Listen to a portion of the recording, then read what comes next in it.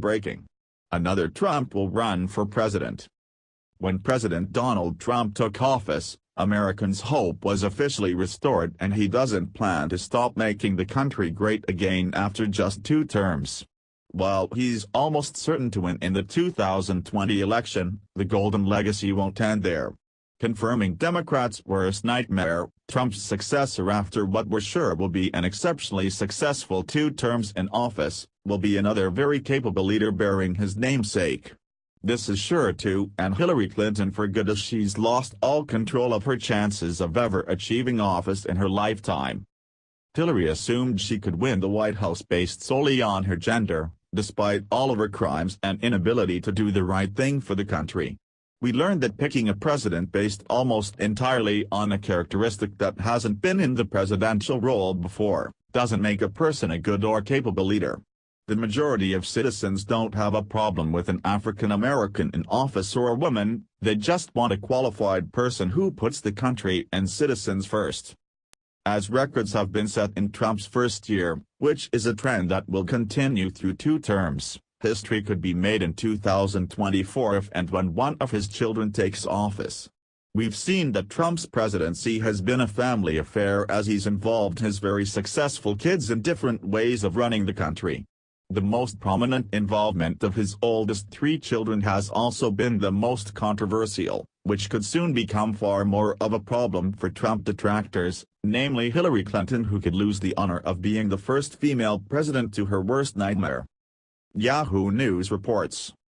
Excerpts from an explosive tell-all book about Donald Trump's reluctant road to the presidency have hit the internet, alleging behind-the-scenes chaos in the White House, Melania's tearful acceptance of her new role, and Ivanka's plans to be the first female president. Fire and Fury, Inside the Trump White House by political writer Michael Wolff hits stores January 9, but on Wednesday, New York Magazine published a juicy preview titled "Donald Trump Didn't Want to Be President." The book, published by Henry Holt, is based on more than 200 interviews done over an 18-month period, from Election Day 2016 to October 2017. With White House senior staff members who allowed Wolff to assume something like a semi-permanent seat on a couch in the West Wing, an idea encouraged by the president himself. On Election Day, when polls indicated he might win, Wolff paints the president as shell-shocked and looked as if he had seen a ghost, while Melania was in tears, and not of joy. Wolff also delved into the relationship between Trump and his former chief strategist Steve Bannon, one of the world's most powerful men who he said took advantage of the administration's disorganization to push through his personal agenda. But one of the more surprising revelations concerned Ivanka's political aspirations. Balancing risk against reward, both Jared and Ivanka decided to accept roles in the West Wing over the advice of almost everyone they knew, wrote Wolff. It was a joint decision by the couple, and, in some sense, a joint job. Between themselves, the two had made an earnest deal: if sometime in the future the opportunity arose, she'd be the one to run for president. The first woman president, Ivanka entertained, would not be Hillary Clinton, it would be Ivanka Trump. Wolff continued, Bannon, who had coined the term Jarvanka that was now in ever greater use in the White House, was horrified when the couple's deal was reported to him.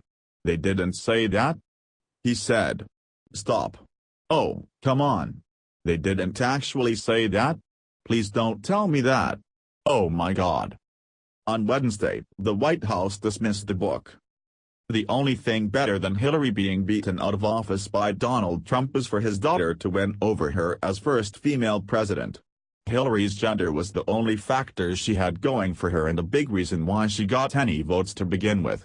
While she wouldn't probably run against Ivanka since the energy and funds to do so will run out after she loses again in 2020, if Ivanka were to run and win she would be silently sticking it to Hillary.